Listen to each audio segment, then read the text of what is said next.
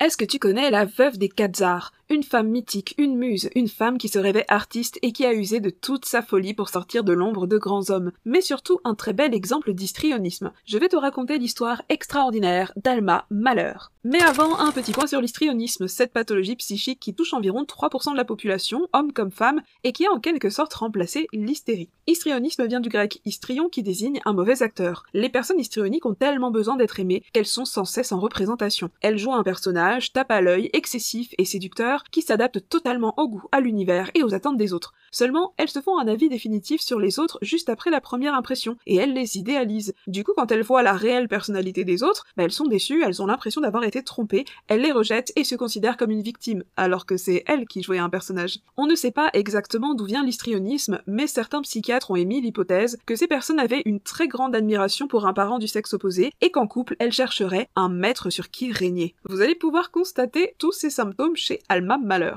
Née en 1978 à Vienne, elle a grandi dans le milieu artistique car son père, Emil Schindler, qu'elle vénérait, était un peintre reconnu, et à sa mort, sa mère s'est remariée avec un autre peintre reconnu, Karl Moll. Dès l'adolescence, Alma attire l'attention dans les soirées d'artistes avec son insolence, sa fantaisie, et devient la coqueluche des peintres qui en font leur muse, lui dévoile des tableaux en avant-première et commence à lui donner de l'influence, au point de tomber amoureuse de Gustav Klimt, qui a 20 ans de plus qu'elle, et à qui elle va offrir son premier baiser. Mais avant que ça aille plus loin, les parents vont calmer les ardeurs de Klimt, et leur rupture va entraîner Alma dans plus de débauches, de séduction, dans les soirées mondaines, et sa réputation va commencer à en pâtir. Alma écrit dans son journal qu'elle préférait être un homme pour jouir d'une plus grande liberté et n'a pas du tout envie d'être enfermée dans les carcans de l'époque qui ne considèrent les femmes qu'en tant qu'épouse et mère. Elle se rêve peintre, puis musicienne, et rêve de composer un opéra. À la place, elle va épouser un grand compositeur, Gustav Mahler, qu'elle considère comme un demi-dieu et qui lui offre un beau statut social et une émancipation. Mais leur histoire est un échec, car Mahler est en compétition pour obtenir toute l'attention sur lui. Il la remet à sa place de ménagère, lui interdit de composer, et dans la société, elle devient l'épouse de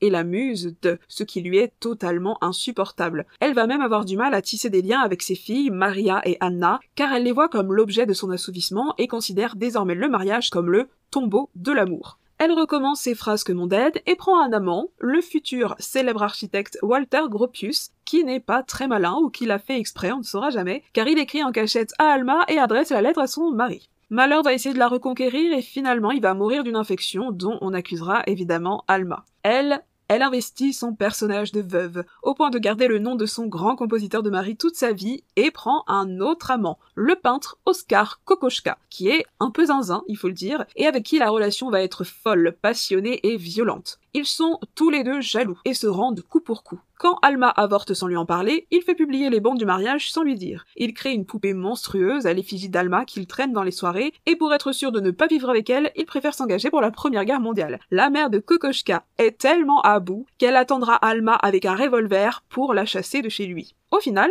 Alma va épouser l'architecte Gropius, dont elle vivra l'absence pour raison de guerre assez mal et prendra quelques amants pour l'attendre, dont un autre artiste, l'écrivain Franz Werfel, dont elle sera l'impresario et la mécène. Elle va surtout lui ouvrir les portes du réseau des grands artistes où elle a ses entrées en tant que femme et veuve d'artistes reconnus. Elle va d'ailleurs organiser de grandes réceptions où elle s'habille d'une robe lamée or pour être sûre de bien attirer l'attention et d'obtenir tout le pouvoir. Elle va mettre au monde une petite Manon, dont Gropius et Werfel vont se battre la paternité, et c'est Gropius qui va gagner. Malheureusement, Manon va décéder à l'âge de 18 ans et Alma va totalement la vénérer au même titre que son propre père. En 1920, elle divorce de Gropius et épouse Werfel. Ensemble, ils vont fuir l'Allemagne nazie pour la France, puis pour les États-Unis. L'âge avançant, son pouvoir de séduction s'amenuise et elle se jette dans les addictions à l'alcool et à la nourriture. Son gendre la qualifiera d'ailleurs d'ogresse terrorisante et égoïste. C'est sympa pour la belle-mère. Après la mort de Werfel en 1945, elle devient la veuve des quatre tsars et transforme son appartement new-yorkais en musée où elle expose fièrement les œuvres qu'elle a inspirées à ses génies de mari et d'amant.